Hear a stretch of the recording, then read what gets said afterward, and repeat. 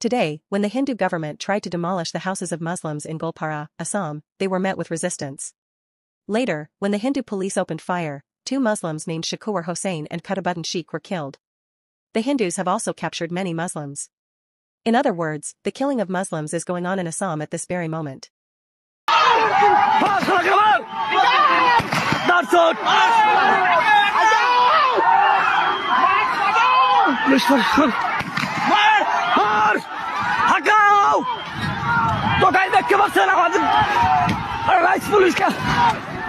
আবার দিয়েছি হামলা দিয়েছি ওদের রাস্তা বন্ধ করে দিয়েছে পুলিশ প্রশাসন দেখতে পাচ্ছেন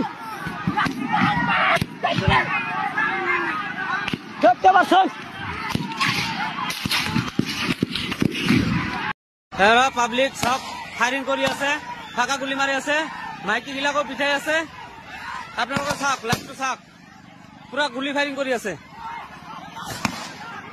মাৰি আছে পাবলিক বিলাক মাৰি আছে চাওক আরক্ষী বাহিনী গুলি চালু করেছে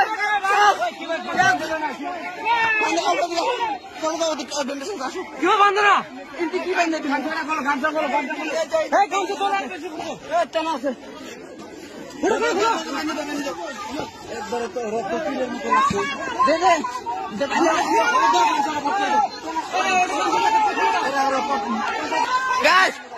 আরক্ষী বাহিনী গুলি চালু করেছে আরক্ষী কৃষ্ণাই থানার আরক্ষী কৃষ্ণাই থানার আরক্ষী গুলি চালনা করে আছে